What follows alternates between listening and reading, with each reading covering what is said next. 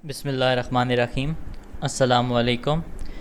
I am Dr. Ahmed Noman, and today in this lecture we will discuss about types of complexometric titrations. ये जो हमारा आज का lecture है इसके अंदर हम ब्रीफली जो है वो 4 जो मेजर टाइप्स हैं complexometric titration उनको जो है हम डिस्कस करेंगे। सबसे पहले हम बात करते हैं कि टाइप्स कौन कौन सी हैं। वैसे अगर आप कभी इसको गूगल करेंगे what are the types of complexometric titration, तो अक्सर कहीं कहीं ये 5 टाइप्स भी जो है वो उसमें आती हैं, बट जो मोस्ट कॉमनली जो है इसकी जो मेजर हैं वो 4 टाइप्स जो हैं उनके अंदर इसको स्टडी किया जाता है। सबसे जो पहली टाइप है उसको हम कहते हैं direct titration. The second type of this kind of titration is known as indirect titration. Third is back titration, and जो चौथी किस्म है कम्प्लेक्सोमेट्रिक टाइट्रेशन की हम उसको कहते हैं रिप्लेसमेंट और substitution titration. So these are the 4 major types of complexometric titration, and we will इंशाल्लाह discuss all of these 4 briefly one by one in our coming slides. So let's start. तो सबसे जो पहली टाइप है और most commonly use type है उसको हम कहते हैं direct titration. So just as the name suggest, तो जो डायरेक्ट टाइट्रेशन होती हैं उनके अंदर सिंपली हम मेटल आयन का सोल्यूशन लेते हैं और उसको जो है हम स्टैंडर्ड EDTA जो हमारे पास टाइट्रेंट है, अगर या इन सम केसेस कुछ केसेस में हम डिफरेंट अदर टाइट्रेंट भी यूज़ करते हैं, हम सिंपली उसको जो भी हमारे पास टाइट्रेंट है कम्प्लेक्सोमेट्रिक टाइट्रेंट है जो लिगेंड सोल्यूशन है हम उसके साथ टाइट्रेट करते हैं और हम उसका जो है वो एंड पॉइंट जो है वो फाइंड कर लेते हैं by using some indicator. So in such a case हमारे पास मेटल आयन है जिनको हमें एनालाइज करने और हम EDTA के साथ उसको टाइट्रेट करते हैं और बाय एनालाइजिंग जो कलर चेंज है उससे हम उनको जब कम्प्लीटली जो है रेड कर जाता है EDTA मेटल्स के साथ, हमारे पास कम्प्लेक्स फॉर्मेशन कंप्लीट हो जाती है, तो हम थ्रू वॉल्यूम ऑफ EDTA जितना यूटिलाइज हुआ है तो हम मेटल आयन कंसनट्रेशन को फाइंड करते हैं। So this is this kind of method is known as direct titration, and इसमें सम टाइम पे कुछ अदर जो एडिशनल कम्प्लेक्स एजेंट है जैसे टार्टरेट आयंस वगैरह हैं इनको भी ऐड किया जाता है, एंड स्पेशली तब जब अगर हम इसको हायर pH के ऊपर अगर हम टाइट्रेशन कर रहे हैं। नॉर्मली जब हम ये EDTA टाइट्रेशन करते हैं तो डिपेंडिंग कि हमने कौन सा मेटल आयन एनालाइज करना है और कौन सा इंडिकेटर यूज़ कर रहे हैं तो उसके ऊपर हम डिफरेंट बफर ऐड करते हैं और एक pH को मेंटेन रखते हैं। एंड इन सम केसेस के जहाँ पे हमें हायर pH के ऊपर अगर किसी टाइट्रेशन को कंडक्ट करना है EDTA के थ्रू, तो वहाँ पे क्योंकि जो मेटल आयंस होते हैं मोस्टली जो बेसिक pH होते हैं, फॉर एग्ज़ाम्पल 8 और 8.59 pH है, तो मोस्टली वो अपने हाइड्रोक्साइड आयन बना के प्रेसिपिटेट हो जाते हैं। तो टू अवॉइड दैट कि उनकी प्रेसिपिटेशन ना हो तो वहाँ पे कुछ केसेस में डिफरेंट हम जो कम्प्लेक्सिक एजेंट हैं एडिशनल उनको भी ऐड कर सकते हैं ताकि उसकी प्रेसिपिटेशन एज हाइड्रोक्साइड आयन ना हो। एंड जो मोस्ट कॉमनली यूज्ड मेटल्स हैं उनके अंदर कॉपर है, जिंक है और एंड निकल है, तो इनको हम डायरेक्ट टाइट्रेशन से जो है वो बहुत ईज़िली जो है वो डिटरमिन कर सकते हैं। जो second type of complexometric titration है उसको हम कहते हैं इनडायरेक्ट टाइट्रेशन, और जो इनडायरेक्ट टाइट्रेशन का मेथड है मोस्टली उन आयंस को डिटरमिन करने के लिए यूज़ करते हैं कि जो EDTA के साथ कम्प्लेक्स नहीं बनाते या जो EDTA के साथ रिएक्ट नहीं करते। फॉर एग्ज़ाम्पल हेलाइड आयंस हैं, सल्फेट्स हैं, फॉस्फेट्स हैं, मोस्टली जो नेगेटिव आयंस हैं, क्योंकि EDTA के पास जब हम बात करते हैं हेक्साडेंटेट लिगेंड है तो इसके ऊपर नेगेटिव आयन है, तो मोस्टली ये इलेक्ट्रॉन डोनर है, तो जब हम मेटल को डिटेक्ट करते हैं वहाँ तो ये उसके साथ बॉन्ड बना लेता है थ्रू जो इलेक्ट्रॉन पेयर डोनेशन जो है। लेकिन जो नेगेटिव अगर हम आयंस हैं उनको डिटेक्ट करना है तो वहाँ पे तो ये उनके साथ बॉन्ड नहीं बनाएगा, कम्प्लेक्स जब नहीं बनाएगा तो हम उसको एनालाइज नहीं कर सकते। तो यहाँ पे हम क्या करते हैं, एक एग्ज़ाम्पल लेते हैं यहाँ पे कि फ़ॉर एग्ज़ाम्पल हमने सल्फ़ेट आयंस को एनालाइज करना है और हमारे पास मेथड जो अवेलेबल है वो सिर्फ टाइट्रेशन का है। तो हम क्या करेंगे कि सल्फ़ेट आयंस जो हैं वो तो कम्प्लेक्स नहीं बनाते, EDTA के साथ, तो हम उनको डायरेक्टली तो नहीं कर सकते, तो हम उनको इनडायरेक्ट वे में करते हैं। अब इनडायरेक्ट वे में क्या करते हैं कि हमारे पास फॉर एग्ज़ाम्पल एक सैम्पल है जिसके अंदर हमें लगता है कि जो सल्फेट आयन कंसनट्रेशन है that is between 1 to 30-35 milligram पर लीटर। तो ये हमारा एक रफली एस्टिमेटेड है कि इसके दरमियान या थोड़ा बहुत ऊपर नीचे हो सकता है। तो हम इसके अंदर ये करेंगे कि 1 से 35 मिलीग्राम 30-35 तक है, तो हम उसके अंदर जो है वो बेरियम जो है वो 100-200 मिलीग्राम जो हम उसके अंदर ऐड कर देते हैं। अब जब बेरियम हम उसके अंदर ऐड करेंगे तो जो बेरियम सल्फ़ेट बनता है, जो बेरियम रिएक्ट करेगा सल्फ़ेट आयन के साथ, तो वो प्रेसिपिटेट बनाता है, वो इनसॉल्युबल है जो बेरियम सल्फ़ेट है। तो हमने सल्फ़ेट आयन को एनालाइज़ करना है कितनी कंसनट्रेशन है, तो हम क्या करेंगे कि उसके अंदर बेरियम की एक्सेस अमाउंट डाल देंगे और जितना भी सल्फ़ेट आयन होंगे वो बेरियम के साथ रिएक्ट करके तो वो प्रेसिपिटेट बनाएगा और हम उसको फ़िल्टर आउट कर लेंगे। अब क्योंकि हमने जो बेरियम उसके अंदर डाला है वो तो हमने एक्सेस अमाउंट में डाला है, तो जितना सल्फ़ेट था वो तो रिएक्ट कर गया बेरियम के साथ, और जो एक्स्ट्रा बेरियम है वो अब सोल्यूशन के अंदर आयनिक फॉर्म में मौजूद है। तो यहाँ पे हम क्या करते हैं कि हम उस फिल्ट्रेट को जिसके अंदर सिर्फ बेरियम मौजूद है, हम उसको ट्रीट करते हैं EDTA के साथ। अब बेरियम जो है वो बेसिकली कॉम्प्लेक्स बनाता है EDTA के साथ। तो हमने जब अमाउंट ऐड की इनिशली सल्फ़ेट के अंदर बेरियम की, तो हमारे पास नॉन अमाउंट थी। फॉर एग्ज़ाम्पल हमने 100 मिलीग्राम उसके अंदर डाली, उसके बाद हमने उसको फ़िल्टर किया बेरियम सल्फ़ेट के बाद, और जो बाकी बचा है हमने उसको टाइट्रेट किया EDTA के साथ, और वहाँ से हमने कैलकुलेट कर लिया फॉर एग्ज़ाम्पल के जो हमारे पास जो सोल्यूशन है उसके अंदर 60 जो मिलीग्राम है वो बेरियम रह गया 100 में से, और विच शोज़ के जो 40 मिलीग्राम है वो उसने रिएक्ट किया सल्फ़ेट आयन के साथ। तो इट मीन्स के यहाँ पे क्योंकि उनकी स्टाइक्योमेट्रिक जो रेशो है वो 1:1 है, इट मीन्स कि उतना ही जो है वो उसके अंदर सल्फ़ेट था। तो यहाँ पे इनडायरेक्ट टाइट्रेशन हम इसको कहते हैं कि जिसके अंदर हम डायरेक्टली सल्फ़ेट को तो टाइट्रेट नहीं कर रहे, उसको एनालाइज नहीं कर सकते, लेकिन हम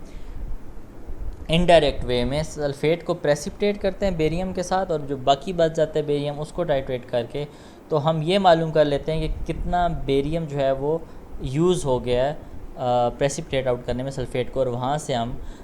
सल्फ़ेट आयन की कंसनट्रेशन जो मालूम करते हैं। तो इस तरह के जो टाइट्रेशन मेथड हैं उनको हम कहते हैं इनडायरेक्ट टाइट्रेशन। सो नेक्स्ट जो टाइप है, जो third type of complexometric titration है, दैट इज़ बैक टाइट्रेशन। अच्छा, बैक टाइट्रेशन जो है ये वहाँ पे हम यूज़ करते हैं ऐसे मेटल आयंस की डिटेक्शन के लिए कि जो कम्प्लेक्स तो बनाते हैं EDTA के साथ, लेकिन उनका जो एंड पॉइंट होता है वो शार्प नहीं होता। फॉर एग्ज़ाम्पल अगर हम एक टाइट्रेशन कर रहे हैं और एंड पॉइंट जो है वो दैट इज़ अराउंड 10 मिलीलीटर, अगर हम उसको यूज़ करते हैं EDTA का हमारे पास जो स्टैंडर्ड सोल्यूशन है, तो हमारे पास जो उसका एंड पॉइंट है दैट इज़ अराउंड 10 ml, लेकिन जो उसका एंड पॉइंट है वो इतना शार्प नहीं है, तो मे बी जब हम टाइट्रेट करें तो हम उसके अंदर 0.3, 0.4, 0.5 ml जो है उसके अंदर ज़्यादा ऐड कर देंगे। तो हमारे पास जो है वो एग्जैक्ट हमें जो है वो पॉइंट पता नहीं चलता, और मोस्टली जो है हम उसके अंदर ज़्यादा जो है वो वैल्यू जो है वो ऐड कर देते हैं, ज़्यादा अमाउंट ऐड कर देते हैं। तो इस सच ए केस हम ये करते हैं कि जिस तरह हमने इनडायरेक्ट टाइट्रेशन में किया, वहाँ तो खैर हम उस एनालाइट को एनालाइज ही नहीं कर सकते, तो हम उसको पहले प्रेसिपिटेट करते हैं किसी और आयन के साथ और उसको एनालाइज करते हैं।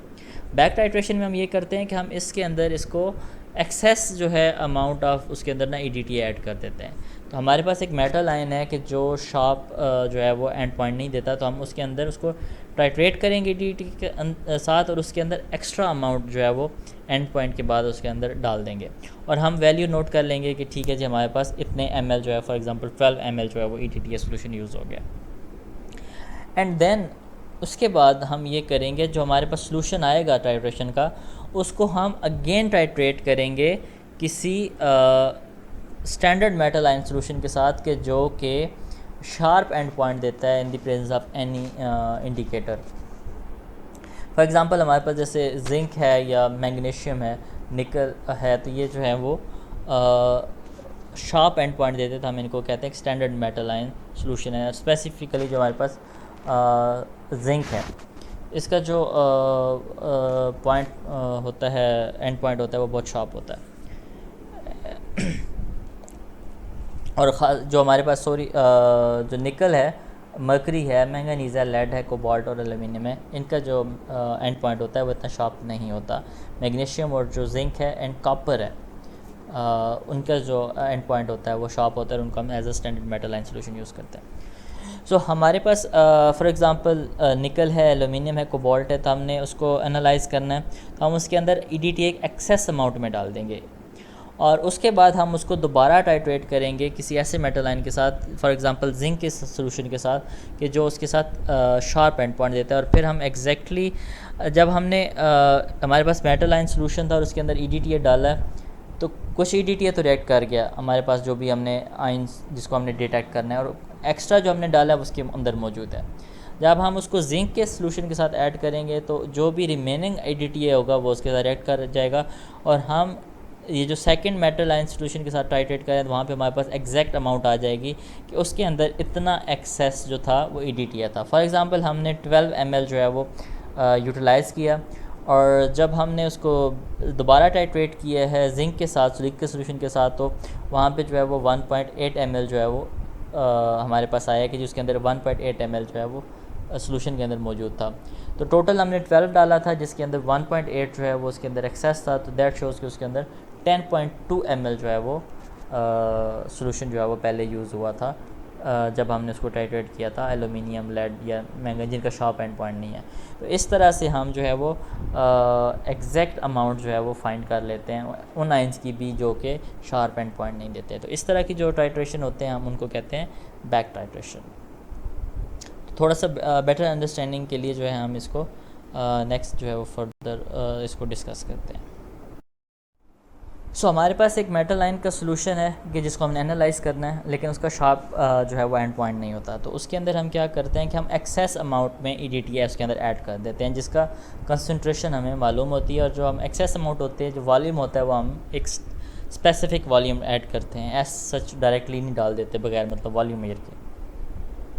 अब जो इसके साथ रिएक्ट करेगा तो जितना भी मेटल आयन सोल्यूशन है वो इस जो हमने एक्सेस अमाउंट में EDTA डाला है उसमें से कुछ अमाउंट के साथ वो रिएक्ट करके मेटल EDTA कम्प्लेक्स बनाएगा, और कुछ हमारे पास जो अनरिएक्टेड स्टैंडर्ड EDTA रह जाएगा। ये जो अनरिएक्टेड स्टैंडर्ड EDTA है इसको हम फर्दर एक दूसरे मेटल आयन सोल्यूशन के साथ टाइट्रेट करेंगे कि जिसका एंड पॉइंट बहुत शार्प होता है, और वहाँ पे जो है वो जब